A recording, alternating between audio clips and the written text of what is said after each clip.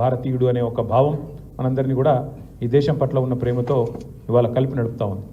కానీ బాధ ఎక్కడ అనిపిస్తుందంటే స్వాతంత్రం కోసం ప్రాణాలు అర్పించిన మహానుభావులను ఇవాళ ఉన్న పాలకులు అవమానిస్తూ ఉన్నారు.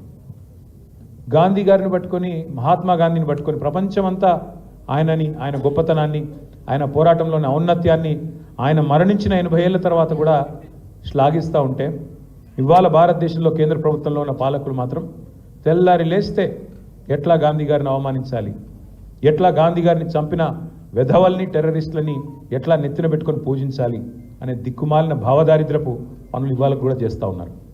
అట్లాగే Pandit Jawaharlal Nehru, first prime minister of India, ఆయనని ఇంకా ఈ రోజు కూడా అవమానిస్తూనే ఉంటారు. అంటే ఈ రకంగా స్వాతంత్రం కోసం పోరాడిన వాళ్ళు, ఏళ్ళకేళ్ళు దశాబ్దాలు జైళ్ళల్లో ఉన్న వాళ్ళని కూడా అవమానించడం అనేది ఏ రకంగా మంచిది ఆలోచన చేయాల్సిన అవసరం కూడా ఉంది.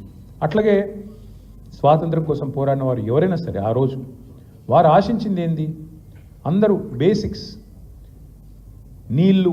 ఫర్ ఎగ్జాంపుల్, భారతదేశంలో కేసీఆర్ గారు ఎప్పుడు మనం భారత రాష్ట్ర సమితిగా పేరు మార్చుకున్నప్పుడు ఆ రోజు కేసీఆర్ గారు ఎందుకు మనం జాతీయ స్థాయిలో ఒక ప్రయత్నం చేయాలి అని చెబుతూ ఒక మాట చెప్పినారు. మీ అందరూ గుర్తుండాలి. భారతదేశంలో సమృద్ధిగా నీళ్లున్నాయి. అన్ని నదులు చూస్తే దాదాపు 70,000 టీఎంసీల నీళ్లు భారతదేశంలో ఉన్నాయి.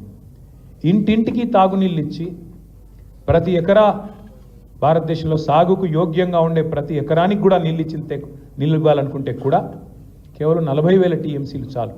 అంటే ఇంకొక 30,000 టీఎంసీల నీళ్లు మనకు అదనంగా ఉంటాయి.